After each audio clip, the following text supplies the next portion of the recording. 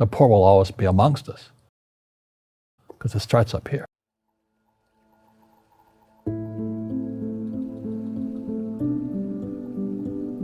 It's in their words, and the words become flesh.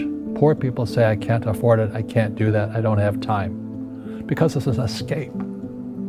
It's an escape, you know what I mean? It's easy to say, I can't afford it. Oh, I'm too tired. Oh, I can't go to the gym.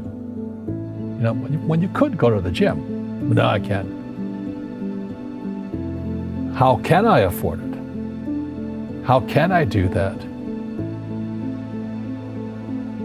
A question opens the mind, a statement closes the mind. So when you say, I can't afford it, your mind shuts down, and you become what you say.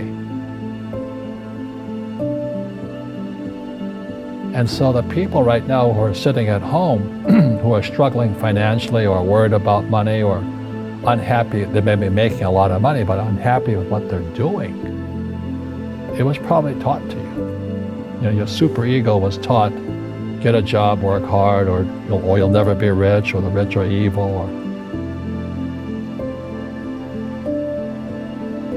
poverty is passed on. It's taught in your families. And middle class is taught in families. Just like most pro athletes, they make millions of dollars, and 65% are bankrupt 5 years later. It's because they come from poor families. But unfortunately, what Mr. Lipton was saying, it's passed down genetically. I have bad luck too. I've had financial crashes. I've had people stab me in the back, but they're all good because I grow from it. That's spirituality. Right. People who are afraid of making mistakes, like they teach in school, they don't ever grow. Because spirituality is there's good and there's bad, there's right and there's wrong, there's up and there's down. Most people only want to be right. They only want to be positive.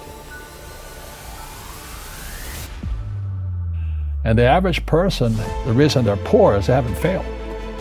They play it so safe. They haven't made any mistakes like they're taught in school. That means they don't learn anything. That's why the school system's actually fundamentally corrupt. It's anti-education. You're playing stupid. You should have a team. You should have accountants, attorneys, and bankers and all that stuff. But that's not the game I want to play. I said, then don't play the game. The game of business is played with accountants, attorneys, bankers. You got to know the game.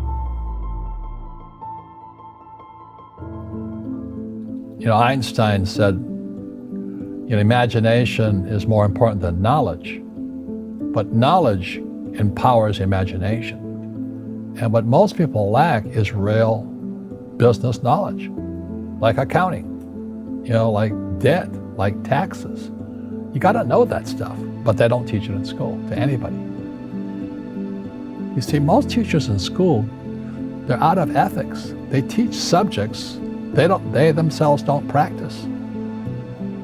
Because I understood what a fake teacher is. A fake teacher is somebody who just wants a job and they'll teach anything. They teach how to shine shoes if you're paid on more money. But they really don't know what they're teaching. In life, one of the things I suggest to people, you got to find a real teacher versus a fake teacher. And a fake teacher is somebody who doesn't do what they teach. And a real teacher is doing what they teach every day. How our school systems are making our students weaker. So in school, they have these things called now trigger effects. So you can't, as a teacher, you can't say anything that might upset the student. They don't want anything that might jar their point of view. We become creatures of our own habits. And until we break the habit, we don't change. Our schools don't teach that. Our schools teach almost the exact opposite of that. So what I say to young people is, you find your game. So my game financially is business, number one. Second is real estate. A combination of business and real estate that gives us an unfair advantage over employees because they don't know what to do. Because one of the greatest ways to acquire great wealth is playing Monopoly in real life. 4 greenhouses, 1 red hotel. Well, is that all there is? He goes, that's it.